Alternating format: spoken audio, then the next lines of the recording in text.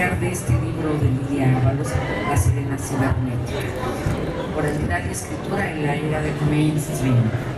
Bueno, si me permite, quisiera yo primero que nada darles la bienvenida y leer unas pequeñas líneas acerca de quiénes son cada una de ellas. Lidia Ábalos, ella es San Luis Potosí, es doctora en literatura hispánica por el Colegio de San Luis, especialista en literatura de tradición oral, narradora, ensayista e investigadora literaria. Ganó el premio Dolores Castro en el año 2020 con la novela Aura Allá, fue becaria del Fondo Nacional para la Cultura y las Artes, FONCA, en el año creativo en la categoría Joven Creador de 2020-2021. Obtuvo mención honorífica en el tercer concurso de literatura para niños menores de 5 años en 2022. Ella pertenece al Sistema Nacional de Investigadores de CONACYT en condición de candidata desde el año pasado. Ha colaborado con formulario de Universal, Sin embargo, CRN Noticias, Julieta Rosa, Momento y APM. Bienvenida, Lidia Ábalos. Y Ana Laura Salcido, bienvenida, Ana Laura. Ella es licenciada en Letras Hispánicas por la Universidad de Guadalajara. Ha trabajado como docente en la preparatoria 19 de la Universidad de Guadalajara, donde ha impartido materias relacionadas con el área de lengua y literatura, así como actividades de promoción de la lectura. Actualmente cursa una maestría en estudios de literatura mexicana en la Universidad de Guadalajara. Sus áreas de especialización son la narrativa mexicana del siglo XX y el cuento mexicano de ciencia ficción. Bienvenida, Ana Laura, bienvenida, Lidia. Esta tarde que nos convoca a platicar de La Sirena Cibernética. Ana Laura, si eres tan amable. Hola a todas, todos, buenas tardes, muchas gracias por asistir. Bueno, vamos a comenzar con esta charla sobre este libro, La Sirena Cibernética, oralidad y escritura en la era del mainstream. La dinámica será la siguiente. Bueno, con la autora platicaremos sobre la construcción de la obra, de dónde surgieron, por ejemplo, algunos ejemplos, que es algo que me interesa muchísimo, y desde luego dejaremos espacio para que el público haga sus preguntas. Muy bien, Lidia, me gustaría comenzar haciendo una sinopsis, un resumen para el público que acompaña este libro, que se forma por una serie de ensayos cortos, algunos autobiográficos, sobre la escritura, pero no solamente sobre la escritura, podríamos decir que abarca muchísimo más, es decir, el lenguaje como tal, la escritura, la lectura, la literatura oral, la literatura escrita. ¿Cómo es que surgió este libro de Lidia? Muchas gracias, Ana. Y bueno, quiero comenzar a ustedes que están aquí por acompañarnos esta tarde. Quiero agradecer muy especialmente a Ana, que además sin conocerme accedió a comentar y a acompañarme en la presentación de este libro. Y bueno, también a todo el equipo de Poem, que siempre han sido muy cálidos y muy entusiastas en la organización de estos eventos, y particularmente a Florencia, que siempre está muy al pendiente de todas las actividades y que siempre estuvo muy atenta para que esta actividad pudiera suceder. Muchas gracias a todos. Un momentito, Lidia, yo quiero hacer una mención que me parece muy importante. Este libro, porque es una edición del Consejo, porque este libro ganó el primer lugar del concurso en una categoría que es relativamente nueva para nosotros. Nosotros tenemos varias colecciones y este pertenece al certamen nacional de ensayo, humanismo y sociedad. Este fue el libro que ganó el primer lugar y bueno, me parece que es muy importante esa mención porque tiene un mérito muy importante.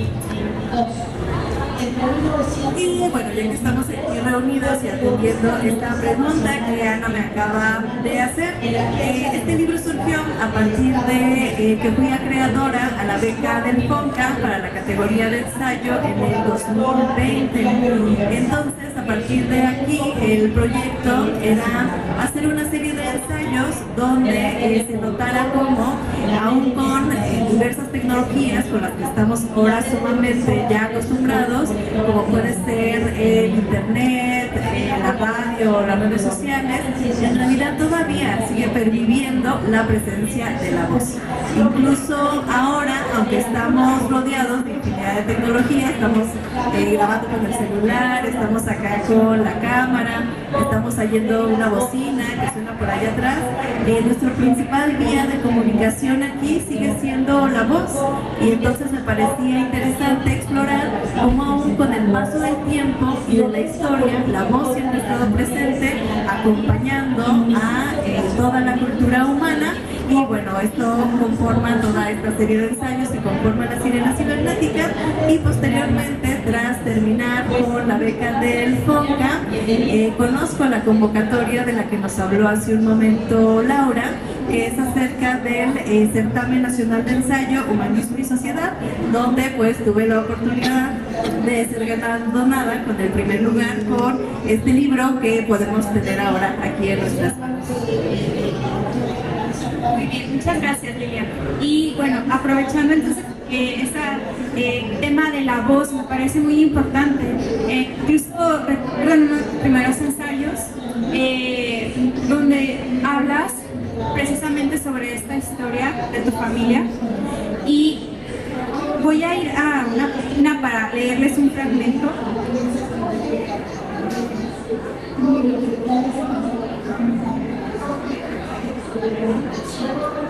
Este pertenece al ensayo de Ahora lo ves, ahora no lo ves.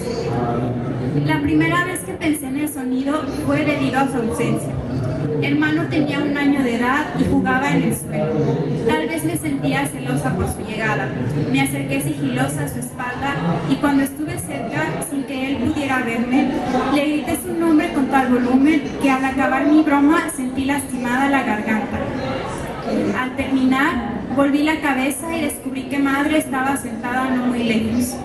Corrí a esconderme, pero desde la guarida escuché que me llamaba. No contesté ni salí del escondite, ante el temor del regaño que me gané. No te voy a castigar, sal. Tuve que repetírmelo varias veces para que yo considerara creerle. Después de un rato salí del espacio que quedaba entre el librero y la pared de la estancia. Estaba todavía lejos de ella cuando me dijo que repitiera lo que acababa de hacer. Yo pensé que se trataba de alguna prueba extraña o indicación capciosa, pero madre siguió insistiendo hasta que me convencí de que su petición era real. Volví a gritarle a hermano a sus espaldas. Madre nos miró con extrañeza y entonces ella se dirigió a sus espaldas para gritarle desde ahí. No ocurrió nada más, mi madre dijo nada tampoco. Más tarde, después de numerosas visitas al médico y múltiples estudios, supimos que hermano era sordo. Y bueno, esta parte de este fragmento me parece muy significativo, que una muestra de lo que podemos encontrar en esta obra de la Sirena Cibernética, estos ensayos que parten un poco de lo autobiográfico. Y me parece muy significativo la primera vez que pensé en esto fue debido a su ausencia, es decir, nos damos cuenta de algo a partir de si existe o no existe, si está presente o no está presente, y es a partir de este momento en el que Lilita nos comienza a desarrollar un ensayo, una reflexión sobre la voz, sobre la importancia de la voz, sobre la importancia de la escritura, y también la importancia de la escritura como una forma de comunicarnos con el mundo, ¿no? Por ejemplo, hermano está aprendiendo, ¿no?, a escribir o aprende el lenguaje de señas. Entonces, lo siguiente que quisiera preguntarte, Lilia, es desde tu punto de vista, ¿cuál es la importancia de la escritura, del lenguaje, como una forma de comunicarnos con lo que nos rodea? Muchas gracias, Ana. Y bueno, creo que Ana ha notado aquí algo muy interesante, que justo lo que me interesaba rescatar es el lenguaje. Y el lenguaje en realidad es todo el universo a partir del cual nosotros podemos comunicarnos. Y aunque nosotros estamos acostumbrados a partir del idioma, de la lengua que compartimos, que es el español, en realidad también nos comunicamos de otras muchas maneras, por ejemplo, con cara y gestos, con movimiento corporal, con los colores que vemos, tampoco son gratuitos qué colores elegimos, por eso es que también podemos comunicarnos con nuestras mascotas, por eso entendemos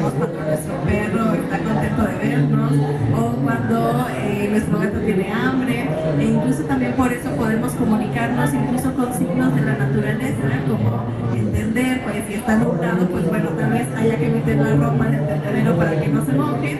Y bueno, entonces me interesaba notar cómo hay tantas maneras de comunicarnos y que incluso nosotros en todos los múltiples lenguajes que utilizamos como personas y como seres humanos, cómo incluso van más allá de un simple idioma y de incluso de la voz que podamos escuchar.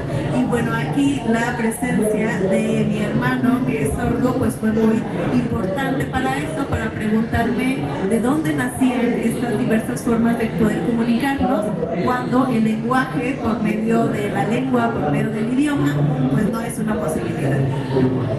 Muchas gracias. Sí, y quiero aprovechar también para comentar otro fragmento en el que dices específicamente sobre la escritura, que no solo le permitió comunicarse con la familia, sino también una forma de comunicarse con el mundo.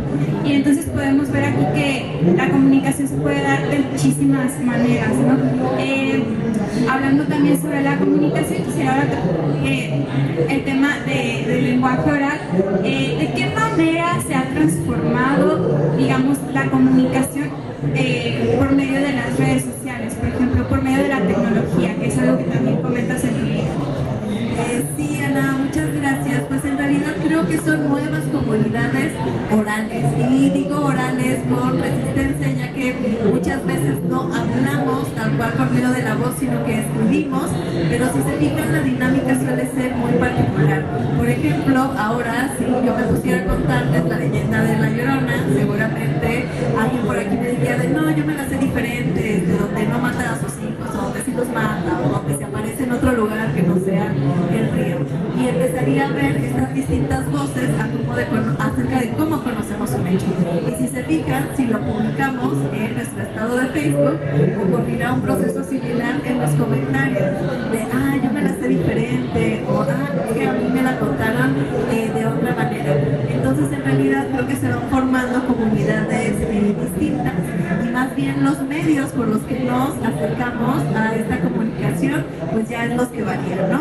Cuando estamos reunidos, pues el principal medio de comunicación que tenemos es el de nuestra voz, el de escucharnos, y ya si tenemos una comunidad cibernética, una comunidad en la web, pues ya podemos hacer uso también de la imagen, del sonido, de videos, etcétera. Y justo esta multiplicidad de elementos que van nutriendo nuestros medios de comunicación era lo que me interesaba. Sí, me gusta muchísimo la forma en la que nos explicas que la oralidad y la comunicación no es que se haya perdido, sino que ha evolucionado, ¿no? Mediante la tecnología o las redes sociales. Incluso recuerdo esta parte en la que nos comentas cómo si antes contábamos historias, ahora lo hacemos por medio, por ejemplo, de historias de Facebook, ¿no? De otras redes sociales, y cómo estamos contando también una parte de nuestra vida. Ahora quisiera preguntarte, porque algo que me gustó muchísimo de tu libro es la manera en la que nos explicas, por ejemplo, desde los orígenes de la escritura también, o la importancia, por ejemplo, de la literatura oral. Quisiera preguntarte cómo fue el proceso de escritura, de elaboración, porque a mí me parece magnífico cómo es que abarcas todas las áreas del lenguaje, cómo piensas en todo, en la escritura, en el escuchar, en hablar, en todo eso. Entonces, ¿cómo fue el proceso de escritura? Sí, gracias, Ana. Pues de entrada me interesaba que fuera una lectura fluida. De por sí, creo que el ensayo ha sido de los géneros más castigados en cuanto a nuestro acercamiento a la lectura, porque suelen ser mucho más buscadas las novelas y los cuentos, de los que también a mí me encantan, por cierto. Pero entonces sí que me interesaba que esta escritura del ensayo pues fuera pues más fluida, más disfrutable, y que no nos preocupáramos entonces si iba a haber un sistema de referencias en APA o estas cosas, ¿no? Sino que más bien fuera algo cercano a nosotros, y que pues nos sirviera también para entender cómo están ocurriendo estos procesos de la tradición oral en nosotros, aun cuando seamos conscientes o no de ellos. Entonces me parecía que una manera interesante para mostrarlos era ir intercalando un ensayo que fuera, digamos, acerca de una reflexión de cómo funciona la lengua y la comunicación y cómo ha sido históricamente, conjugado con otros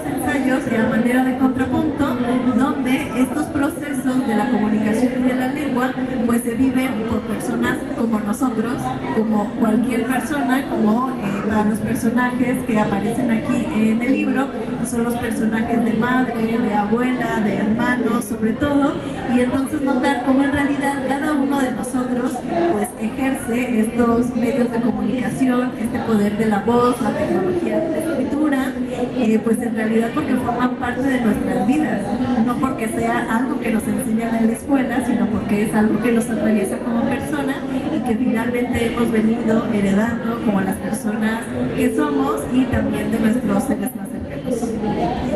Muchas gracias, Lilia. Podríamos hablar también sobre, hay una parte, bueno, de estos ensayos autobiográficos en los que Lilia nos habla sobre, por ejemplo, su hermano, sus padres, sus abuelos. Me parece también muy importante cuando nos comentas cómo el sonido siempre está acompañándonos. Y a lo mejor esto podría ayudarnos un poquito a hablar sobre la relación con el título más adelante. Pero bueno, ¿qué puedes decirnos sobre eso, no? Sobre, recuerdo este fragmento en el que estás explicando cómo, por ejemplo, abuela siempre tenía que estar escuchando la radio, ¿no? Y le molestaba, por ejemplo, que abuelo leyera, pero también era una forma en la que él entraba en contacto con el lenguaje, con la literatura, ¿no? Entonces, ¿podrías platicarnos un poquito sobre eso? ¿Cómo es que siempre estamos acompañados por el sonido, por la literatura, por ejemplo? Sí, claro, pues sin duda yo creo que aunque lo queramos, no podríamos aislarnos de la compañía del sonido, de la literatura, de los libros. Creo que ahora es el claro ejemplo. Cómo están conviviendo al mismo tiempo varias presentaciones, libros de todas partes, de todos los formatos, y no podemos estar aislados, digo, finalmente, aunque queramos. Y es que aunque estemos en el más absoluto silencio exterior, de lo que no nos libramos tampoco es de la voz que continuamente nos está acompañando a nosotros mismos en nuestra mente. Entonces parece al mismo tiempo una especie como de condena, en el sentido de que no podemos escapar de este sonido que siempre nos acompaña, pero al mismo tiempo una salvación, porque también el silencio absoluto es una de las maneras de tortura y es algo que conduce a la locura. Es por eso también que los astronautas, para no enloquecer con el silencio del universo, pues más bien se llevan grabaciones de sonidos de la selva o de lluvia o del mar, que no sé si ustedes lo hacen, pero yo duermo con los sonidos para dormir de Alexa, y entonces también forman parte de vincularnos con nuestro contexto, con la naturaleza, y quería notar cómo siempre está presente, si no hay nada más, al menos con nuestra propia voz, porque al menos, y qué bueno, siempre es algo que podemos poseer, ¿no? Tal vez no poseamos libros, tal vez no tengamos una editorial, pero al menos siempre vamos a tener, siempre vamos a ser dueños de nuestra propia voz, y aunque no la ejerzamos por medio de la voz santa y del sonido, la vamos a escuchar siempre, al menos en nuestra mente. Muchas gracias, Lilia. Es una de las cosas que me gustaron muchísimo, que disfruté al momento de la lectura, cómo es que no necesariamente tenemos que acercarnos a la literatura, digamos, escrita, tradicional, sino que desde la literatura oral, o simplemente escuchando, por ejemplo, música en la radio, escuchando historias que nos cuentan nuestros abuelos, desde ahí estamos en contacto con la voz, ¿no? Y todo el tiempo estamos acompañados por una voz, por la presencia del sonido. Ahorita que estabas comentando sobre los astronautas, quería aprovechar para comentar algo que me gusta muchísimo del libro, es cómo proporcionas ejemplos, porque como bien nos comentaba Lilia, pues los ensayos, el ensayo es un género, digamos, menos conocido en comparación con la narrativa o la poesía, por ejemplo, pero tú me parece que escribes de manera muy amena, explicas de manera muy amena, muy clara, muy entretenida para los lectores sobre la escritura, la lectura. Y bueno, quisiera que habláramos sobre los ejemplos, porque recuerdo que en este libro hay ejemplos de todo, ¿no? Desde ejemplos de literatura, digamos, clásica, hasta ejemplos, por ejemplo, de series como The Big Bang Theory, o películas como Little Women, Hair, incluso hay una parte en la que nos explicas con un ejemplo de Pikachu. Entonces eso me agrada mucho, ¿no? Cómo te acercas a los lectores actuales por medio de esos ejemplos. ¿Cómo es que fue la organización? ¿Cómo recurriste a principalmente porque son productos que yo misma he consumido, ¿no? Yo creo que mi vicio son las series, las películas, además veo todo, también veo mucho anime, por ejemplo, entonces claro que tenían que estar aquí todas esas referencias, y además que es la manera justo de llegar a, pues, a un lector, ¿no? Que no lo sienta como de, ay, este ensayo, esta me suena a escuela, seguro me van a poner tareas sobre esto o demás, sino que fuera algo que justamente nos hablara sobre referentes que conocemos. Y bueno, en este asunto de los referentes, una vez me dijeron que este era un libro muy millennial, porque las referencias que contenía justo a partir de cómics, de redes sociales, de Pikachu, de películas, de series, pues eran referentes que tenemos los millennials, pero pues es que finalmente pues es mi generación y son los referentes que me tocó conocer. También me llamó mucho la atención que mencionas que pues Pikachu está conviviendo a la par con los personajes de los mitos griegos, pero quisiera notar cómo van adaptándose también todos estos personajes y situaciones a la época actual. Por ejemplo, no sé si alguien de aquí ya vio en redes sociales todo el revuelo que está ocurriendo con el pato Patroclo.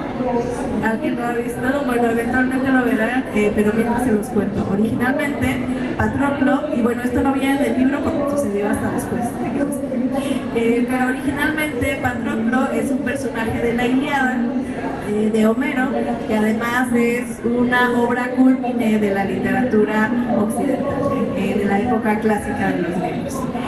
Pero ahora a partir de TikTok, ya que la Ilíada fue llevada a una película llamada Troya, que no sé si alguno de ustedes ha visto la película de Troya con Brad Pitt.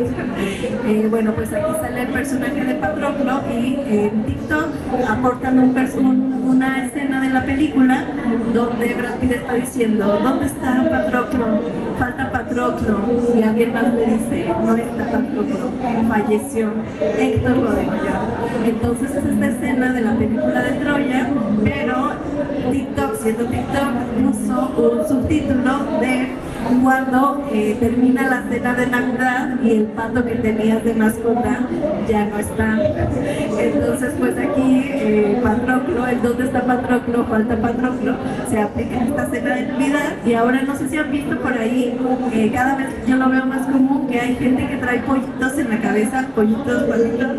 Bueno, es en honor al pato Patroclo de la cena de Navidad, que se volvió viral por la presencia de esta escena de la película de Troya en TikTok, que a su vez está basada en el mito griego, en la obra de la Ilíada de Homero. Entonces sí que me parece muy interesante cómo estos personajes pues no se quedan en esta gran y épica griega, sino que se adaptan a una película, luego se adaptan a un TikTok y luego se adaptan a traer al pequeño pato Patroclo en la cabeza.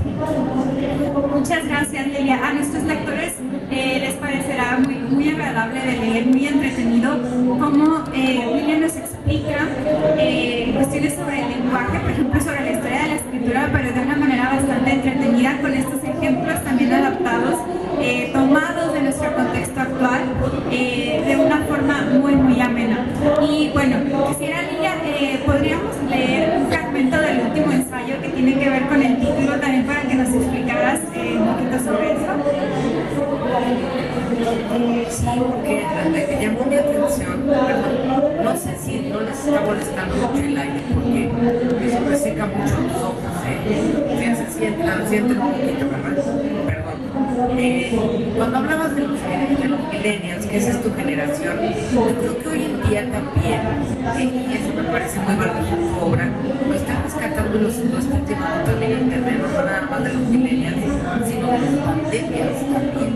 Esto yo creo que como generación, es una generación que esta generación, la pandemia, esta generación que se reconfiguró, esta generación que se asumió como tal ahora a partir de esa pandemia, y yo creo que está llegando muy bien con esta obra. Pero también nos falta todavía que nos digan quién es la generación. Sí, muchas gracias, Laura. Y bueno, creo que además podemos hacer un puente en lo que nos ha dicho Ana, en lo que nos ha dicho Laura. Y sí, en efecto, tiene mucho que ver también, digamos, llegó en un momento muy adecuado este libro y para mí además de escritura, porque lo escribí en el 2021, es decir, en el apogeo de la pandemia, cuando nuestros contextos se volvieron virtuales casi por completo, pues quienes pudimos trabajar o estudiar por el medio virtual fue la manera en la que podíamos comunicarnos. Y creo que para hablar un poco de esto, continúo con lo que nos había dicho Ana para leer ese fragmento. ¿Cuál será? El poder de la voz y el sonido lo tenemos en el canto de las sirenas que manipulaban a los marineros, en el poder del flautista de Hamelin que podía hacer desaparecer tanto a las ratas como también a los niños de todo un pueblo. Notamos ahora un cliché, que las princesas de Disney utilizan el canto para comunicarse con las aves, pero sabemos también que los conjuros y las oraciones tienen más fuerza si se dicen en voz alta. El poder de la voz sigue ahí, muchas veces adecuado a la virtualidad del internet, donde las sirenas, ahora cibernéticas, siguen con el mismo poder de encanto sobre los marineros de la tierra. Muchísimas gracias, Lilia. Entonces, ¿podrías hablarnos cómo es que surgió esta idea del título? ¿Fue mientras estuviste escribiendo los ensayos? ¿Tenías el título desde un principio? ¿Cómo es que surgió esto? Bueno, primero tengo que decir que soy muy mala para poner títulos. Entonces, en realidad, este título surgió a partir de que pues comenté incluso con mis compañeros de la generación del FONCA, pues que podría quedar como un título, porque además sí que quería un título que fuera representativo, llamativo y que no fuera nada más oralidad y escritura en la era del mainstream, porque siento que eso pudiera sonar un poco más académico. Entonces, platicando con estos otros lectores, talleristas que tuve, pues mencionamos que una imagen que representara el contenido del libro sería importante. Y entonces, justamente pensé que la sirena es un personaje, además un personaje mítico que lleva muchísimo tiempo acompañándonos desde la mitología griega, los vikingos también creen en sirenas, hasta la adaptación en live action que salió este año de Disney, y pensaba en la sirena como un personaje emblemático del poder que tiene la voz, porque justamente el gran poder de las sirenas es su voz, y además estas sirenas se han adaptado muchísimo desde las sirenas medievales que podemos ver en los lienzos de la media hasta esta sirenita de live action que acabamos de ver en Disney. Entonces, la sirena únicamente pues sabía que la quería retomar, pero me interesaba que también incluyera en esta imagen pues la referencia a la tecnología, que es algo que yo también estaba retomando para este ensayo, la presencia del cine, de la radio, de la televisión, de las series, del internet, etcétera. Entonces, una sirena cibernética me parece que englobaba todos estos aspectos que me interesaba retomar. Muchas gracias, Lilia. Bueno, a mí me pareció bastante creativo el título, y sobre todo cuando leí el último ensayo, wow, ya entendí por qué. Bueno, entonces también aprovechando que estamos hablando sobre la era del mainstream, ¿no? ¿De qué manera crees que va a cambiar o a seguir evolucionando la forma de contar historias, tomando en cuenta desde luego nuestro contexto tecnológico? Sí, pues creo que una de las propuestas del libro, que en realidad es una idea personal, incluso me pueden decir si ustedes creen que estén de acuerdo con los valores más importantes que hay en la humanidad, ¿no? Pero yo sí que creo que esto está cambiando, y también está cambiando que lo podemos ver incluso en el manejo de nuestro celular, por ejemplo. Al inicio, para poder acceder al celular, a las computadoras, todo había que meterle las instrucciones o lo que nosotros queríamos buscar por escrito. Ahora, de hecho, incluso en los logos de las aplicaciones, abajo de cada logo venía el nombre de la aplicación, o sea, si era Facebook, tal cual abajo del cuadrito azul de la F decía Facebook, el nombre de la aplicación. Ahora si se fijan ya no vienen los nombres de las aplicaciones, viene nada más el logo. Y para los buscadores, tanto para su celular, para Google, ya ni siquiera tenemos que escribir, en realidad ahora solo activamos el comando de voz y nos contesta. Con Alexa es lo mismo, con Alexa o cualquier otro dispositivo. Es decir, parece que estamos dejando de usar para lo cotidiano la lectura y la escritura para la comunicación inmediata y estamos regresando a utilizar la voz. Incluso el WhatsApp, que cuando empezó era un alivio porque ya podíamos escribir infinitamente sin que nos cobraran más por pasarnos de caracteres en los mensajes de texto. Ahora utilizamos mucho los mensajes de voz también para comunicarnos por WhatsApp, y son mensajes de voz que incluso terminan siendo casi podcast por muchos de nosotros, y además es muy disfrutable. Creo que esta opción que desarrolló la tecnología para volver al uso de la voz, finalmente seguimos usando o volvimos a utilizar este recurso porque es la manera natural en la que nos comunicamos. De hecho, justamente la voz es pues la manera en la que al crecer, al desarrollarnos, aprendemos que es la manera en cómo nos podemos comunicar. La escritura y la lectura, en realidad, si se fijan, son habilidades y conocimientos que ya desarrollamos en ese momento, en el momento de la escolarización y de la educación formal. Además, también considero que, bueno, además de la voz y de la oralidad, también la literatura de tradición oral sí que resulta muy interesante, porque no me podrán negar que los libros muchas veces son bastante caros, que no se puede acceder a ellos, y la literatura de tradición oral, que es esta literatura que nos contaron nuestros padres, nuestros abuelos, termina siendo también una alternativa de consumo de literatura fuera de la economía, porque si yo les cuento la leyenda de La Llorona, no se las voy a cobrar.